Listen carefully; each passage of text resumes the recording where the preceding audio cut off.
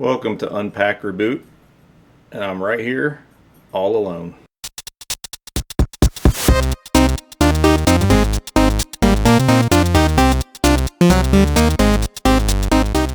No, you're not.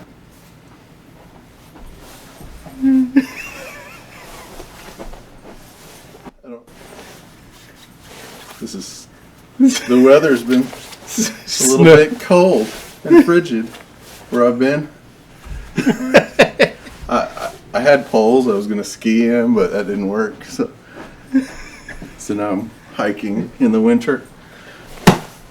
Hello, everybody. Welcome back for another episode of Arctic Weather. Yep, and your local weather is... It's cold outside, baby. Well, I just got back from a very cool place, Manitou. I hope I'm saying that right. Manitou Springs Amusement Arcade in Colorado. The place is cool. I went quite a few years ago and got to see it again, and it's pretty awesome. You hadn't been there, have you? I have not. So he's looking forward to this, is what he's saying. Got some cool footage. But basically, it's an outdoor arcade. It's not out. I mean, they're indoors. The girl is standing inside the house. And here the girl is standing outside the house. Inside, outside. But it's a bunch of different rooms. And, like, one of them is actually a penny arcade. It's got some real classic games from, I don't know how old, but I'm guessing, earlier 1900s. Some penny machines, some dime machines, nickel, stuff like that. A bunch of pinball machines. So it's like a strip mall. Different rooms are different themed. One, like I said, has the classic stuff. There's about, I don't know, maybe 3 or 4 that has... We should pause for a second. I don't want to. Yeah, because the classic stuff to you is what? Rocks. Painting on when we used to use rocks on the cave walls and pick up sticks. Yes, that was my first arcade when I was a boy.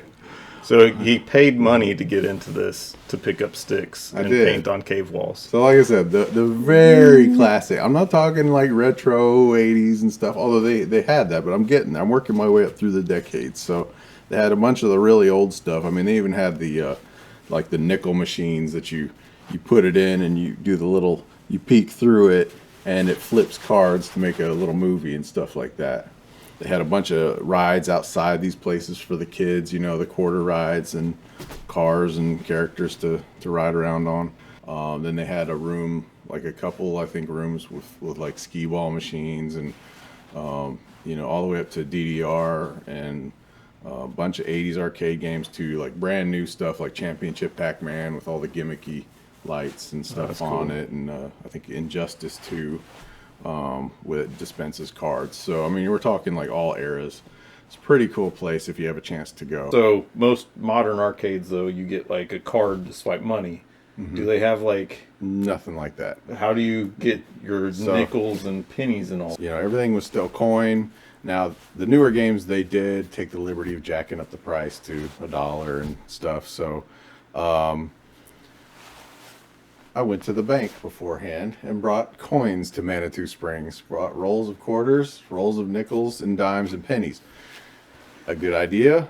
Looking back, we should have just brought quarters because, unfortunately, a lot of the games, the old games, the first time I went there, in pretty good shape, but I was probably about, 8 years ago, something like that.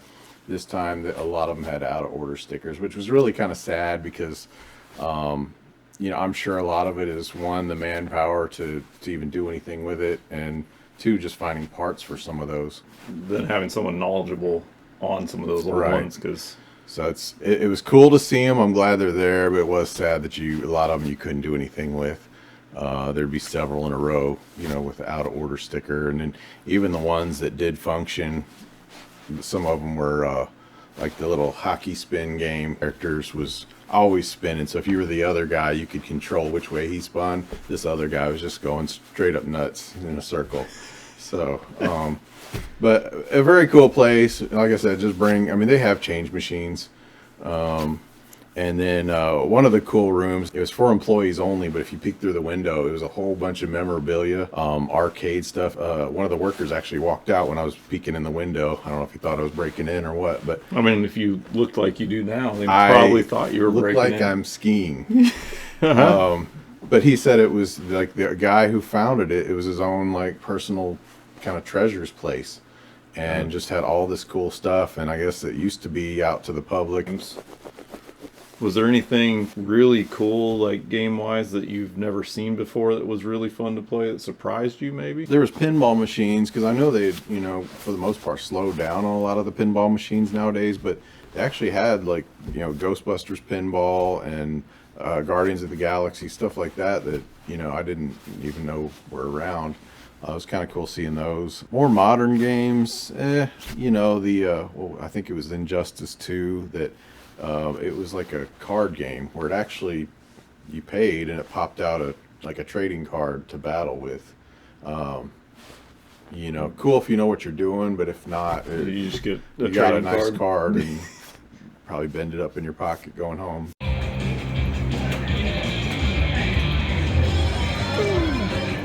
And then I have to ask about the